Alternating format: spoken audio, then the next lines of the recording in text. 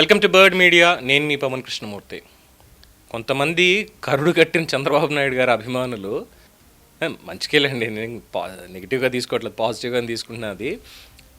లోకేష్ చంద్రబాబు నాయుడు గారిని దాటేస్తున్నాడు అంటే తండ్రికి తగ్గ కుమారుడు అన్నటువంటి ఒక పాయింట్లో చంద్రబాబుని బీట్ చేస్తున్న నారా లోకేష్ అన్నటువంటి కథనాన్ని నేను మొన్న ప్రసారం చేశాను. ఈ కొరియా టూర్ కావచ్చు, ఇంకోటి కావచ్చు, దానికి సంబంధించి దాని మీద ఏమై నీ వయసు ఎంత, అసలు చంద్రబాబు నాయుడు గారి గురించి నీకు ఏం తెలుసు, లోకేష్ ఇంకా ఇప్పుడే వచ్చాడు, నేర్చుకుంటున్నాడు ఇంకాను, అలాంటిది ఏకంగా చంద్రబాబు నాయుడు దాటేశాడు అంటావా, నువ్వు ఏమనుకుంటున్నావు అసలు నువ్వు, అది ఇది అని చెప్పి సరదాగా మాట్లాడారు. సీరియస్ ఏం కాదు కానీ, but I stand on my word definitely. ఎందుకు అని అంటే చంద్రబాబు నాయుడు గారికి వచ్చినటువంటి అవకాశాలు వేరు, లోకేష్కి వచ్చినటువంటి అవకాశాలు వేరు. ఎలా ఎదిగాడంటే లాస్ట్ టైం తనే చెప్పాడు, ఒక ఇండియా కాంక్లేవ్ అనుకుంటా చెప్పింది, పప్పు అనేటువంటి ట్యాగ్ నుంచి బయటికి ఎలా వచ్చాడు, ఎలాగ ఈరోజు తుప్పు ర్యాక్ కొడుతున్నాడు. రాజకీయ పరంగా ఒకటైతే అభివృద్ధి పరంగా ఆంధ్రప్రదేశ్ ప్రయాణం ఇంకొక టర్న్ తీసుకున్న దాంట్లో ఎలాంటి సపోర్ట్ తనకు లభిస్తుంది చంద్రబాబు నాయుడు గారి నుంచి, పవన్ కళ్యాణ్ నుంచి, ఇవన్నీ కూడా. సో ఇప్పుడు ఇంకొక మాట కూడా ఇక్కడ చెప్పాల్సి వస్తుంది. ఒక నియోజకవర్గానికి ఒక ఎమ్మెల్యే ఏం చేయొచ్చు అనేటువంటి చూసినప్పుడు మాత్రం ఈరోజు మంగళగిరి డెఫినెట్గా ఒక ఎగ్జాంపుల్గా నిలుస్తుంది. సో దానికి సంబంధించిందే ఈ కథనం. ముందుగా మీకు అత్యద్భుతమైనటువంటి వీడియో ఇక్కడ చూపిస్తా, ఒకసారి చూడండి.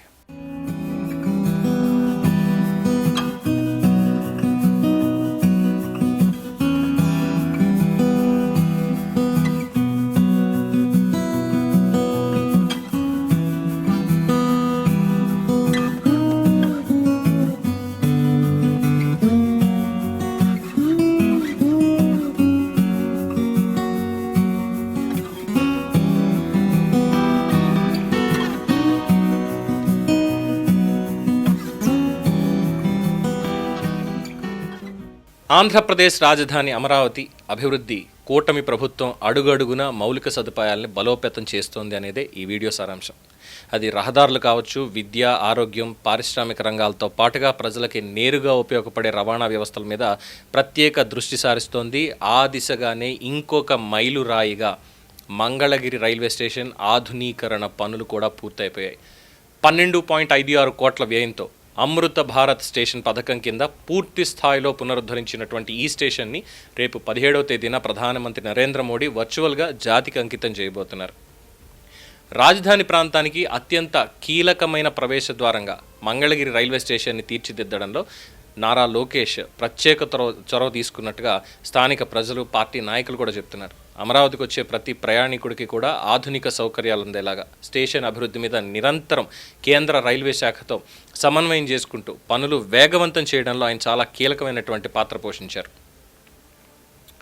అమరావతి రాజధాని ప్రాంతానికి అత్యంత సమీపంలో ఉన్న మంగళగిరి రైల్వే స్టేషన్ ఇకపై కేవలం ఒక చిన్నపాటి స్టేషన్ మాత్రమే కాదు, ఆధునిక వసతులు, మెరుగైన ప్రయాణికుల సేవలు, ఆకర్షణీయమైన నిర్మాణ శైలితో అమరావతికి సింహద్వారంగా నిలవబోతోంది. పానకాల స్వామి దయ, నిజంగానే పానకాల స్వామి దయ. ప్రయాణికులకి విశాలమైనటువంటి వెయిటింగ్ హాల్స్, ఆధునిక టికెటింగ్ సదుపాయాలు, మెరుగైన ప్లాట్ఫారాలు, డిజిటల్ సమాచార వ్యవస్థ, దివ్యాంగులకి ప్రత్యేక సౌకర్యాలు, ఇలా ఎన్నో వసతులు స్టేషన్లో అందుబాటులోకి వచ్చాయి. ప్రతి ఒక్కటి కూడా మైన్యూట్ లెవెల్లో నారా లోకేష్ పర్యవేక్షణ అనేది ఇక్కడ చాలా స్పష్టంగా కనిపిస్తుంది. కూటమి ప్రభుత్వం అధికారంలోకి వచ్చిన తర్వాత ప్రజలకి ఉపయోగపడేటువంటి మౌలిక సదుపాయాలే నిజమైనటువంటి అభివృద్ధి, ఈ లక్ష్యంతో ముందుకెళ్తున్నారు. అమరావతి నిర్మాణంతో పాటుగా రహదారులు కావచ్చు, రైల్వేలు కావచ్చు, విమానాశ్రయాలు కావచ్చు, పారిశ్రామిక కారిడార్లు, విద్యా సంస్థలు, వైద్య మౌలిక వసతుల అభివృద్ధి మీద ప్రత్యేకమైనటువంటి దృష్టి పెడుతున్నారనడంలో ఏమాత్రం సందేహం లేదు. మంగళగిరి రైల్వే స్టేషన్ కూడా ఆధునికీకరణ అదేవిధంగా అదే విజన్లో భాగంగా నిలుస్తోంది. అభివృద్ధి అంటే కేవలం పేపర్లలో ప్రకటనలు, ఓ బొమ్మ వేసుకోవడం, ఇది కాదు. ప్రతిరోజు ప్రజలు ఉపయోగించే మౌలిక సదుపాయాల్లో మార్పు కనిపించాలి. ఈ దిశగానే అమరావతి ప్రాంతంలో ఒక్కొక్కటిగా ప్రాజెక్టులు పూర్తవుతూ ఉండడం ప్రజల్లో ఆశలు నిజంగానే నింపుతోంది.